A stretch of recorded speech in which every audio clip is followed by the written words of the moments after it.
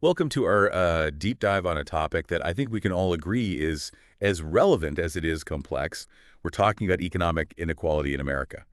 And, we asked you to send us some research, and wow, we got a ton of stuff, most of it focused on what people think about this whole issue. So we're really excited to kind of break it all down. Yeah, and you know what's interesting is sometimes those perceptions, like what people are thinking, can be just as revealing as the hard economic data, right? For sure, for sure. Okay, so we're going to be diving into some recent polls and studies, and most of what we got sent was from the Pew Research Center. The first thing that really jumped out at us is this whole idea that globally, like around the world, lots of folks see the wealth gap as a big deal. Yeah, so there's this 2024 Pew survey that looked at a whole bunch of countries, and they found that a median of 54% of adults said that the wealth gap was a very big problem for their country. But here's where it gets interesting.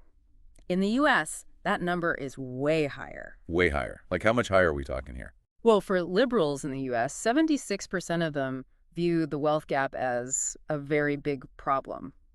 That's a lot more than that global average, right? Oh, 76%. That's a Yeah. huge chunk of the population. Um, I have to say that seems like a pretty big gap between how liberals and conservatives view this issue, right? Like, what could even cause such difference in how they're seeing it? Yeah, that is a great question. And actually, the same study found that only 30% of conservatives in the US see the wealth gap as a very big problem. So that difference might point to some really different ideas about how these groups see the economy itself and what they think the government should be doing. So you're saying it's not even about like disagreeing on how to fix things, but about disagreeing on if it's even a problem at all. Yeah, it could be. You see, liberals tend to think about economic inequality through this lens of social justice, right? So they might see a really big wealth gap and think, okay, well, that's proof that the system is unfair, that certain groups don't have the same chances from the very beginning. Okay, I'm starting to see how they're thinking. So then they might support policies like progressive taxation or a really strong social safety net to try to make things more fair for everybody. Exactly. Now, on the other hand, conservatives, they emphasize individual responsibility and how free markets are supposed to work. They might see wealth as like a reward for working hard and coming up with new ideas. So they might think that if the government gets involved, it could actually slow down the economy or even punish people who are successful. That's one way of looking at it. Of course, this is like a super simplified version, and obviously there are tons of different opinions even within each of those groups. But I think if you understand these basic values, then it makes sense why people can have such different reactions to the same information. Makes sense. Okay, so let's shift gears for a second and talk about what Americans in general think about economic inequality. I've got this 2020 Pew study here that found about 60% of adults in the U.S. believe that there is just straight up too much economic inequality in the country. And you know what's wild is that most of the people who are worried about this think that to fix it, we'd have to make some really big changes. They're talking about major changes to the whole economic system, not just like tweaking things here and there. Whoa, hold on. Major changes to the economic system. That sounds pretty intense. What do they even mean by economic system? I mean, that could be anything, right? Yeah, it's definitely a broad term. What they're getting at is the framework, the rules, the institutions, and all the policies that control how the economy works in the U.S. We're talking like tax policies, labor laws, financial regulations, the whole nine yards. So they're saying we'd have to like basically redo the foundation of how our economy works if we really want to deal with economic inequality. It seems like that's what a lot of people are feeling. And this goes back to those different views that we were just talking about. Liberals might look at the system and say it's built to favor the wealthy from the start. Conservatives might say that the system is actually fine and we should just focus on making sure everyone has opportunities within the system that's already there. Sounds like we've got two very different ways of looking at this. Yeah. But before we go into like solutions and all that, I kind of want to understand how this actually plays out in the real world. Can you give us an example of how this economic inequality thing might affect someone's life, in a real way? Okay, so let's say a city decides to change their zoning laws, right? And that makes it easier to build like fancier, more expensive apartments in a neighborhood where mostly lower income families have been living for a long time. Okay, yeah, I see where you're going with this. So we're talking about gentrification, right? Yeah. That's when wealthier people move into a neighborhood that hasn't been as well off, Right. and then everything starts changing. Right, exactly. And on the surface, you might think, well, new apartments, that sounds good, maybe some new jobs while they're building stuff. But for the people who are already living there, it can be a total disaster. Yeah, I can imagine So what happens to those families who probably can't afford those higher rents or the property taxes going up? I mean, that's got to be tough. That's the problem right there. They might have to move, and a lot of times they end up having to go to neighborhoods that are further away from their jobs and the kids' schools and their whole support system. It can really turn their lives upside down. So this isn't just like numbers on a spreadsheet. We're talking about people being forced out of the place they've called home, right? Absolutely. And it's not like someone's always trying to do this on purpose. It's usually a bunch of things happening at once, like the way the market works and the decisions that the city makes. But whatever the reason, the consequences for the families are very real. And I bet this moving thing has all kinds of knock-on effects too, right? Like what about getting healthcare, going to school, or even just getting basic stuff they need every day? Oh, for sure. I mean, think about it. If you have to move and there aren't as many jobs in your new neighborhood, then you might have to take a job that pays less, and it just gets harder and harder to make ends meet. And if you're further from good schools, then your kids aren't getting the same opportunities, which just keeps that cycle going. Exactly. It's like all these different problems all tangled up together, and it's really hard to fix it. Okay, so we've talked about how economic inequality can mess things up for individual people. Yeah. But what about like the bigger picture? Are there certain policies that make things worse, or is it mostly just the way the market works? Honestly, it's a mix of both. And of course, people have all kinds of opinions on which policies are the worst. For example, some people say that tax policies that give rich people a break, like lower taxes on investments, that just helps the rich get richer and makes the gap even bigger. So you're saying someone working a regular job pays a certain amount of taxes, but someone making money from their stocks might pay less on that money. Exactly. And that can make it seem like the system is rigged in favor of people who already have a lot.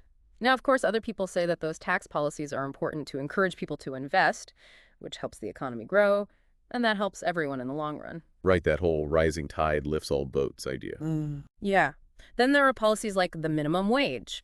Some people think raising the minimum wage makes sure everyone at least earns enough to live on, which helps fight poverty and boosts the economy. But I guess others would say that would make businesses have to lay people off because they can't afford to pay everyone more. Right, that's what they say, but all the studies on what actually happens when you raise the minimum wage are kind of all over the place, and people argue about it a lot. So no easy answers here, huh? It sounds like there's no one thing you can do to fix economic inequality. It's super complicated, and there's not just one solution. It probably takes a bunch of different policies to tackle the symptoms we see and to go after the root causes of the problem. And I guess to do that, you have to really understand the different sides of the argument and figure out what the trade-offs are and what might happen with each choice. Absolutely. And that's what's so cool about these deep dives, you Yeah. know? We get to really dig into these complicated topics and try to get a better grasp of the challenges we face. Okay, so we've laid out the problem, we've seen how people disagree about it, and we've even talked about how it affects people's lives. Now, the big question, what do we do about it? How do we actually fix this thing? Well, first of all, we have to remember there's no one solution that works for everyone, right? What might work in one place might not somewhere else. All right, and even just agreeing on what the problem I may guess is a challenge in itself. Totally. But that doesn't mean we should just give up, right? There are a lot of ideas out there, each with good points and bad points, and that's where things get interesting. Like, for example, some people are really pushing for this thing called universal basic income. Oh yeah, UBI. That's where everyone gets a certain amount of money from the government, no matter how much they make or even if they have a job. Exactly. People who like this idea say it would create a safety net for everyone, fight poverty, and even boost the economy because people would be spending that money. But wouldn't that be like crazy expensive? Yeah. And wouldn't people just stop working if they were getting money for free? Yeah, those are definitely things people worry about. People who don't like UBI say it's going to cost way too much, is irresponsible, and could make people less productive. So again, it's about figuring out what you're willing to risk for the potential benefits, right? Are there any other ideas out there? Tons. Some people want a stronger social safety net, like better unemployment benefits or help finding affordable housing. Others want to change the tax system, like raising the minimum wage or making rich people pay a wealth tax. And then there are some really out there ideas like worker cooperatives where the workers own the company. Wow, so we've got everything from little changes to like totally rethinking the system. And that's why this is such a fascinating topic. There's no right answer, but if we talk about it and look at the facts and listen to each other, maybe we can get closer to a future where things are more fair. Yeah, feels like we've just scratched the surface here. Yeah. I know, right? And that's what's so crazy about economic inequality. It ties into like everything else in society, from education to healthcare, even our political system. It's all connected. Totally. And like we said, it's not just about numbers and theories. It's about real people, real families whose lives are being affected by this stuff. Couldn't agree more. That's why it's so important to go deeper than just what you see in the news and really try to understand how complicated this issue is. So as we wrap up our deep dive today, I'm really curious, out of all these ideas we talked about, which ones seem the most promising to you or maybe the most interesting? Oh, man, that's a tough one. There are so many cool ideas out there, but if I had to pick one that really stands out, it'd be the focus on early childhood education. Interesting. We haven't really talked much about education specifically. Why early childhood? What's so special about that? Well, all the research shows that those early years are like the most important time for a kid's development. If you have high quality programs for little kids, it can help make things fairer for kids who come from disadvantaged backgrounds. It gives them a better chance to succeed later on. So it's not just about like learning ABCs and 123s, it's about giving them a safe and supportive environment where they can learn social skills and emotional skills too. Exactly. And it helps more than just the kid, too. When you invest in early childhood education, you end up with a more productive workforce, less crime, even better health outcomes for everyone. Wow, so this time it's a ripple effect, but in a good way. Right. And it even makes sense from a money perspective. Studies have shown that every dollar you put into good quality early childhood education can give you back like $7 to $14 in the long run. That's amazing. So it's not just some nice idea, it actually makes economic sense too. Totally. Everybody wins. Of course, to make these early childhood programs actually work, you have to plan them carefully, give them enough money, and make sure they're high quality. But the benefits are so huge that we can't ignore it. This has been a seriously eye-opening conversation. Yeah. I feel like I've learned so much, not just about the problem of economic inequality, but also about what we can actually do to make things better. That's what we're going for with these deep dives, right? To give you the information and the tools to understand these complicated issues and form your own opinions. For sure. We hope you'll check out the research we talked about, especially those studies from the Pew Research Center. They have tons of data on what people think about economic inequality and all the debates about how to deal with it. And as you keep learning and thinking about this issue, we want to leave you with one last question to think about. Imagine you could make one big change to fix economic inequality. What would you change and why? That's a really good question. It makes you think about the future and imagine a world where everybody has a chance to succeed. So take some time to really think about that question. See what other people are saying, question your own beliefs, and get creative. The answers to economic inequality aren't just in statistics and policies. They're in our shared humanity, our ability to come up with new ideas, and our belief that we can create a better future for everyone. Thanks for joining us for this deep dive into economic inequality in America. We hope this got you thinking and inspired you to keep learning, keep asking questions, and keep working towards a fairer world for all.